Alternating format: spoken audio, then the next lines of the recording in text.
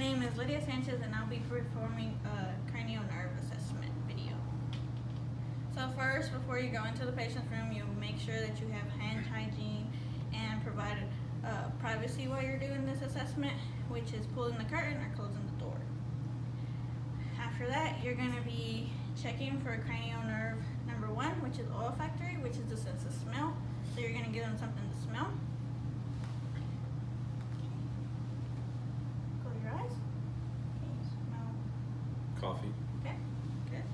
So it was coffee, so that's good. That nerve is intact. Cranial nerve number 2 is optic nerve. So you're going to be checking their confrontational visual field and their visual acuity. So you're gonna, with the first one, you're gonna be checking their peripheral vision. So you're basically going to cover up one eye and tell them to cover up the same side. Okay. And you're gonna tell them that you're gonna put up fingers in the number with the number, and then you're gonna tell them to look straight at you. So. 2. Okay. 1. Okay.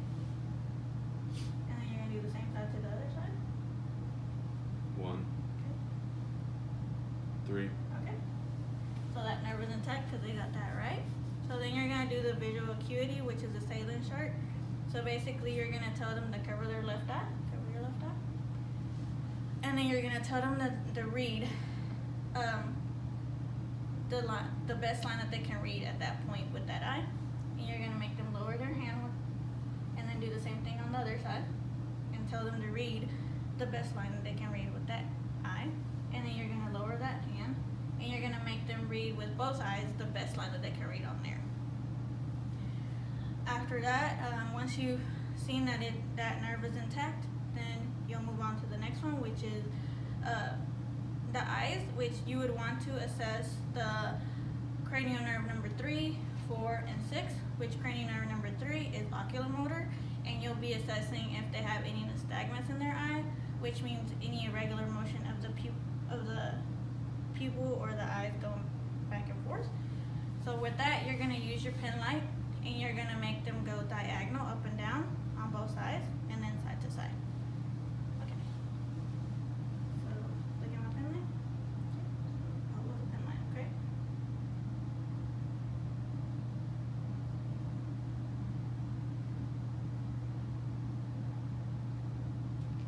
Okay. So that is intact because there was no irregular motion to it.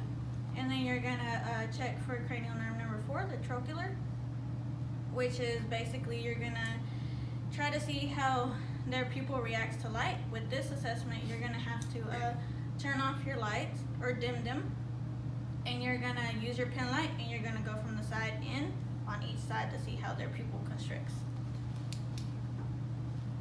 Okay, so look at me.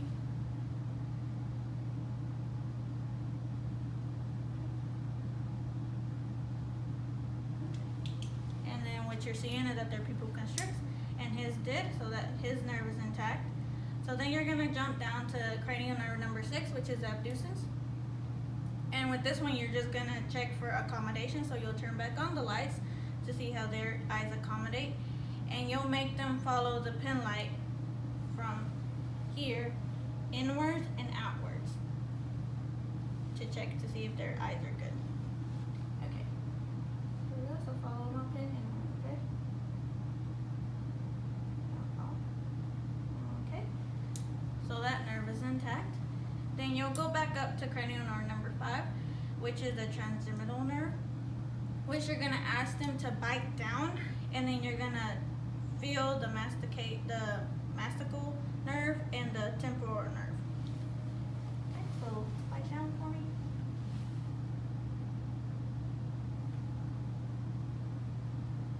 Okay, so that nerve is intact because you can feel those. And then also for that nerve, you can make them open their mouths while you're resisting it to check.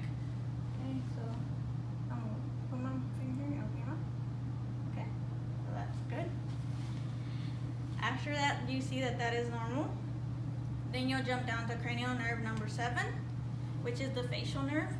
So this is basically just checking for facial expression. So you'll tell them to close their eyes tightly, smile, frown, and puff their cheeks to make sure.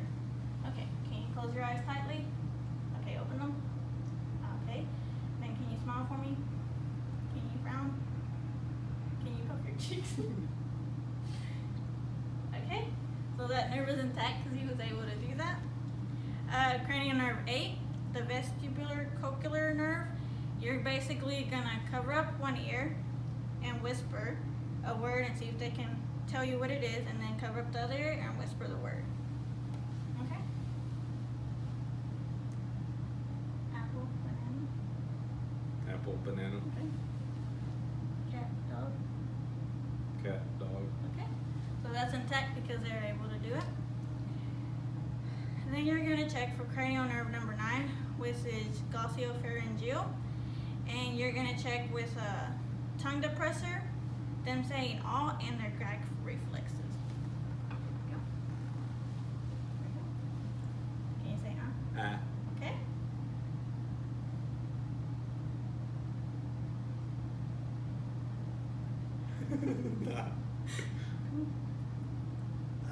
Okay, you can check and see that they do have gag reflex, so that nerve is intact. And when you are doing the awe, what you're trying to see is that the uvula moves up with motion, with the vibration. So that is intact. So then you're gonna check cranial nerve number 10, the vagus nerve. And with him, you would have them talk to you and show you that he can swallow. Okay. How are you feeling today? Good. How are you? That's good. So you can see that he has no hoarseness in his voice, so that's good. Now you're gonna ask him to swallow. Can you swallow for me? Okay, so that nerve is intact because he can do both. Then you're gonna check for the cranial nerve 11, accessory nerve, which you're gonna make them move their head up and down, side to side. Can you move your head to the left, to the right? Can you move it up and down? Okay. And then you're gonna make them shrug their shoulders against you resisting them. Can you shrug your shoulder? Okay, so that nerve is intact because they can do that too. Then you're gonna check for cranial nerve number 12, which is the hypoglossal nerve, which is basically you're just gonna make them stick out their tongue and move it around. Can you do that for me? Come to side, side, up and down. Okay, so his nerves are intact, and that ends the cranial nerve assessment. Thank you.